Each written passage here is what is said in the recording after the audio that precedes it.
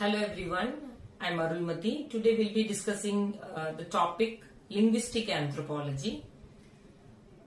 There are two types of questions you may get in UPSC Anthropology optional. One is for 10 marks, which can be written almost like one page.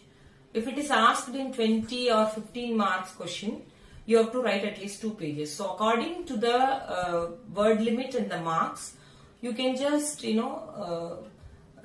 write your content. You can just briefly elaborate something, or you can just give introduction about what you study in linguistic anthropology. So the frame or the structure of this question, how before writing the answer, you should give a pass to yourself to think about how you're going to structure the answer for that particular question. So linguistic anthropology can be structured like this. First, you have to write what is linguistic and what is linguistic anthropology. There is a difference between these two. If you have a definition said by any famous ethnolinguist or sociolinguist, then you can give the definition of linguistic anthropology mentioning that particular author or thinker. The third is the scope of the particular linguistic anthropology. What are all the sub topics in which you can study the linguistic anthropology, that can be explained. And you can just go for some examples and the method of linguistics anthropologists for their study, what has been taken, whether it is a participant observation method or field study or whatever it is, that you can mention. And famous theories associated with linguistic anthropology. Then ultimately the significance or the relevance of studying linguistic anthropology. So this can be the broad outline for your linguistic anthropology question. Either it can be on 10 marks question, write a short note, or it can be a 20-mark question. So whatever outline I have discussed, so within this outline, try to elaborate the points which I have told.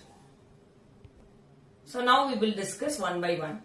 Linguistic is a scientific, systematic, comprehensive and very precise study of human language, particularly with respect to its structure and nature of the language. Linguistic anthropology studies the evolution of human language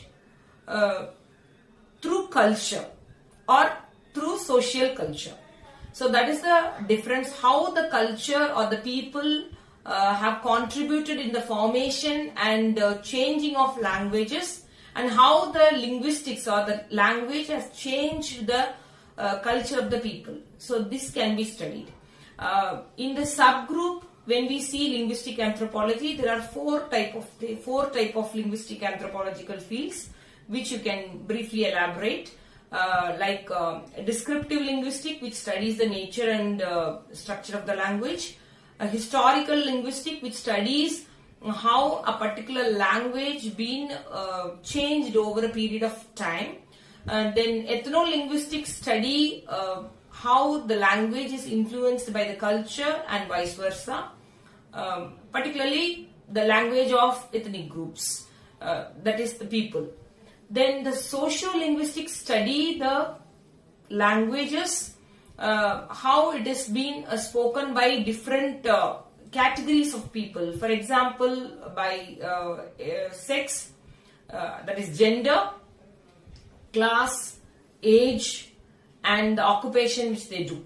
For example, nowadays you can see the goldsmiths youths, the goldsmith occupation people use certain kind of words for their intergroup communication, which is not used by the commoners.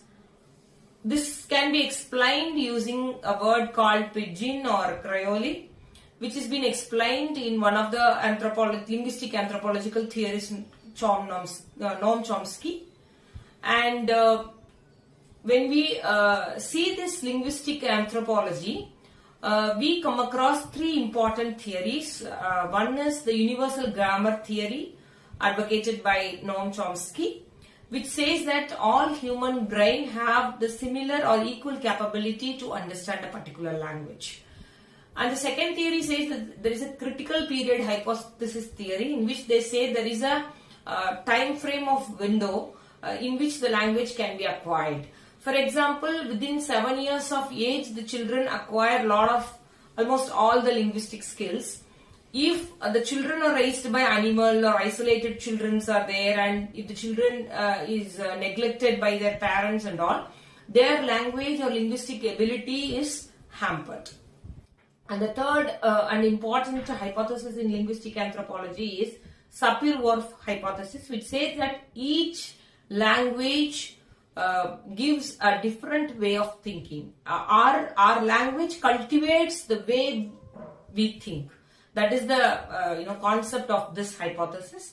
For example, there is a group of people, Hopi Indians in America, where these people use only 2 tense instead of 3 tense that we use, that is past, present and future. The Sapir-Whorf hypothesis very much explains these people's culture and the way of thinking, because how you spend your money immediately, or you save the money for some future purposes, it all depends on your cultural context of giving importance to that money or thinking about the tenses. So that has been explained. Then Himba tribe of Nigeria, they use only 2 or 3 words for color. They don't have any segregation of words for colors, blue and green. Nowadays in modern languages we use a lot of adjectives or prefixes for identification of a particular color.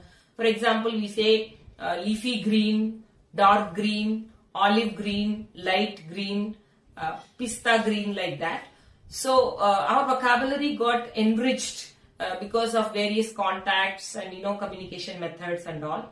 And linguistic anthropology also studies about the language variation, how language is acquired, how the language code switching happens between 2 different language speaking people, etc. So all these can be written for your answer writing. Then you can write some of the examples which I have told you. The Celt language spoken in Mexico, that is also being studied by the ethnolinguistics using participant observation method.